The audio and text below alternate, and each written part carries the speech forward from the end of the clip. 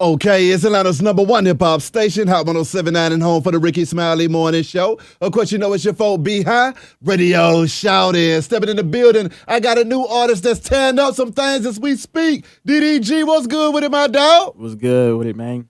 I mean, talk to me about this new banger, man. This Run It Up, man. What's really good with it, fool? It's lit. It's in the clubs, man, the strip clubs. The ladies love it. You know what I'm saying? You got some hard hitters on that thing with you, though, man. I mean, talk about the creative process behind that joint. Yeah, so me and the Mirror was already homies. Yeah. So that was easy. And then through, like, relations with Epic, I got Youngster and G Herbo on there. Yeah. And it just, you know, the shit was just perfect. Talk to me about the reception, though, man. When you go out there performing that thing, I mean, what's that like for you? I feel like it's one of those records that's like, it's like a mixture between it's for the ladies, yeah, and dudes can get with it too. You know what I mean? So the whole mindset or purpose for the song was to have it in the club. You know what I'm saying? Have people dancing to it, have people moving, and you know, that's what it's doing right now. I can definitely dig that. Now, I mean, as an artist, how did you get into this game right now, DDG? So first, I started off on YouTube. Yeah. You know, just doing the vlogs and stuff like that. That blew up for me, and people fell in love with my personality. Yeah. So then I was just going back and forth with the music, but not taking it too serious because I'm making, 5 figures, 6 figures on YouTube a month. You know what I'm saying? Come on now. So I'm like, I got to focus on what I'm getting my bread on. Exactly. And then I decided to move and focus on music more because YouTube just not that stable. You know what I'm saying? Yeah. It's just like you might get this much money, this month might get lower. Exactly. So I was like, I need to focus on music because I know people fucking with it. So I got into the music thing, got me a little feature to legitimize myself from being this entertainer to being an artist. And that blew up like quick, got like 400,000 an hour. Then World Star hit me up. And then it was like, oh, let us post it. I'm like, yeah. Shit, yeah, you know what I'm saying? There's a bunch of music eyes on there. I'm trying to cross over. So it's like I made that move. And from that point forward, the next song got 6 million. Next song after that got 25 million now. You know what I'm saying? And then I just kept posting music. My biggest song is actually like an R&B track. Ooh. You know what I'm saying? So I'm one of those artists that I don't want to put myself in a box. That's I'm trying to be like, I'm trying to versatile, just do Exactly. everything. So it's not a surprise if I come out with something crazy. You know what I'm saying? They gonna be like, oh, I expected that from him. Now, take me back to YouTube, man. What was going through your mind as a young man just putting out that content on a monthly basis, seeing them checks rolling in and thinking to yourself, you know what, I am an entertainer, I got the gift, and the people are messing with me? Yeah, I mean, it was just crazy. It happened so fast for me. You know? Yeah. Like I went from making maybe what, $5,000. You know what I'm saying? And that's like a big check for me. You know what I'm saying? And then I go from that to making 30, 40, 50. And we talking about a month. You know what I'm saying? So I'm like, okay, like, and it's I come from a struggle just like everybody else.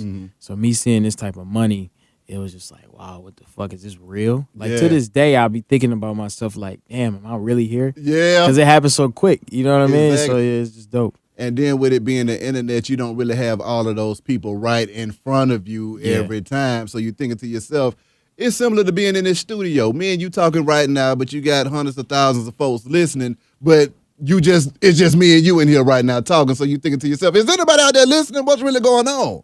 But now talk to me about the transition into music. When you made that transition, what was that like for you, realizing that, okay, it's time for me to go ahead and sign with a label and get this movement on the road? I mean, I always like believe that, when it comes to the industry or whatever, you can only get so far without a label. Yeah. You know what I'm saying? There's so much stuff that you can do as an independent artist. And I knew my goal becoming an artist. I just don't want to be any artist. I want to be the best. Yeah. I want to be the biggest. I want to be #1. Everybody talk about him. You know what I'm saying? So I knew signing with a label was the right choice. You know what I'm saying? And it just worked out for me, man. Shout out Epic. Now, did your YouTube fans already know that you were down with the music before you made that transition, or was this a surprise to them? No. Okay, so this is how it went. So on YouTube, I used to make like little diss tracks. Yeah. You know what I'm saying? But the main purpose of making those diss tracks was just to get views and get, be entertaining for the people. But they was like blowing up and they was fucking with it. They like, oh, this is, you know what I'm saying? He can rap. Yeah, you know what I mean? So I kept doing it. And I'm catching 5 million views. I dissed a little Yachty actually. and I got like 11, almost 12 million views. Ooh. And I was like, damn, like they like what I'm saying, you know what I'm saying? And I'm just fucking around. Yeah. And then I'm like, let me see what happens when I do real music. Mm. And it just took off. And it's only been a year. You know what I mean? Me really taking music serious. So it's just sky's the limit at this point. Talk to me about that creative process, though, man. When you get in that studio, what is it that you're trying to bring in there? And what is that vibe like? The vibe is, okay, I feel like if you're going to make a song, if it's going to hit, you going to know. You know what I mean? So when I get in the studio, I got to catch that vibe. If I don't catch that vibe, I just go home. Because it's like at this point, I'm forcing it. So what I do is I get in there, I might, you know what I'm saying, pour a little bit of Henny up. That's right. Get a little bit tipsy, get a little loose or whatever. And then I just start writing. Sometimes I basically freestyle first, and then I write it down, and I get in the booth, and then just try to layer it perfectly. But yeah, it's a whole little process. What is the transition like for you now being in the music industry and moving around? I mean, have you gotten accustomed to the things that go along with the music industry versus being able to do your own thing on YouTube on a regular basis? I mean, to me, mostly the only thing that's really different to me is music is a lot slower.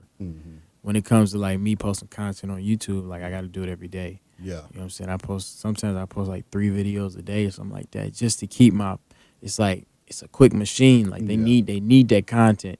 So if you slow down, it comes to a point where they gonna find somebody else. It's too much competition on YouTube. You know what I'm saying? With music, it's like I can make a hit today, right? That's right. Drop it, 1 billion streams, Billboard, and I can live on that song for years. That's right. You know what I mean? So it's like, it's complete. That's the only thing. It's a lot slower in the music, but I feel like me coming from YouTube, knowing how I want to push and keep working and keep going, and knowing I got to post something every day, it like complements the music. Exactly. It make me want to work more. What do the labels say when you go to them when you already got the platform? Because see, with a lot of artists, coming into the game, they coming straight off the street with 3 followers, okay? Yeah. And you coming in there with a whole bandwagon following right behind you. So how easy was it for you to go ahead and convince them of what was going on when you was trying to make the transition into music as well? I mean, a lot of people from the jump already think like, oh, this is a gimmick. He's just another YouTuber. He an entertainer, blah, blah, blah, social media, blah, blah, blah.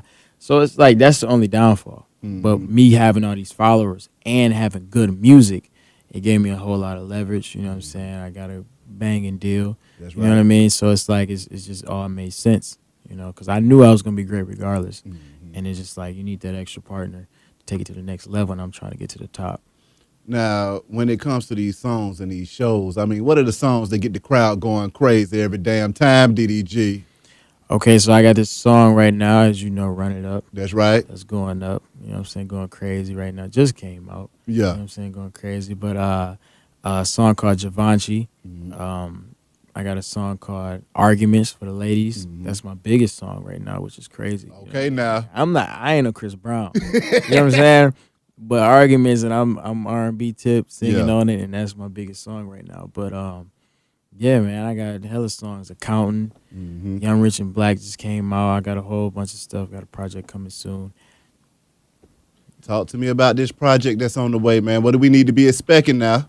A whole lot of stuff, a whole lot of surprises. My fans, coming from my fans that watch me every single day on a daily basis on YouTube, you know what I'm saying? They're going to be a surprise. They love to see me intertwining with the rap world. You know what I mean? I got a whole lot of those. Big singles, big songs, videos go crazy. It's just a whole process, man. We going up for sure. Dig that. Now, when you're not in the studio, when you're not creating that content, what is DDG doing for it, man? I mean, for the most part, I like to chill, sit back. I like to party on the weekend, though. I ain't gonna lie. Yeah. I like to turn up. We all do. Yeah, and I stay in LA, so it's a whole lot of stuff going on at once. So I just, for the most part, I like to kick it. Now, how is it for you when you go out in these streets, though, man? Because one thing about YouTube and this music industry as well, it makes your face recognizable on a regular basis. So, I mean, how is it for you when you go out here in these streets and people are like, DDG, what's happening? How you dealing with all that now? Yeah, it's like, it's getting to a point where I'm starting to like realize that it's 2 different types of fans. You know what I mean? Like coming from YouTube, for the most part, it's mostly like younger people watching it. So when I got that fan base, I might run into, you know what I'm saying, 15, 14, 15, you know what I'm saying, a little younger or whatever. Some old people, some older people or whatever. With the music, they're a lot older. You know what I'm saying? You got to watch out. You got to be careful and shit like that. So now, what you mean you got to watch out and be careful? Are they out here kind of damn fool or what? Yeah. People be weird out here, man. You know what I'm saying? So it's like you just got to be careful. You got to move right. All this other shit. So it just made me smarter. It made me more cautious. Because I usually be free. Like, I just be out doing shit. But now it's like I got to run with security. You know what I'm saying? I got to be running right. Well, now, break that down to me, man. Because, see, as an ATLian myself, you know, as I started to do what I did on the radio, I still like to walk around these streets looking crazy. So, I mean, what is it for you when you realize that DDG is going to another level? I got to have this security on deck. Because it's real out here in this field. Yeah. People lose their life every day, man. Yeah. And I value my shit way too much. Exactly. So it's like I'm just like I'm protecting my life, exactly, my safety like it's a diamond that costs right. $100 billion. You know what I'm saying? Now. So it's like I'm just trying to keep my shit together, stay tight, make sure I'm safe at all times. I can definitely dig that. Yeah. Lastly, what's coming up next for DDG, man, and anything else you want to get off your chest, my dog? Okay, you can follow me at DDG or Pontiac made DDG on all my social media or whatever. We got a lot of shit coming up, running up, going up. 3 weeks, got over 4 million on World Star. On top of that, we got another song I'm dropping with Queen Naja. Ooh. That's going to go crazy. I already know. You know what I'm saying? It's going up. You know what I mean? That's coming real soon. Very, very, very soon. So make sure you be on the lookout for that. Run it up on the radio. Every song we hitting radio with it. I can definitely dig it. But DDG, appreciate it, bro. My dog, appreciate you coming through this thing, man. Yeah. Wish you nothing but the best and much success. Beehive Radio Shout is Hot 107.9, man. Let's go.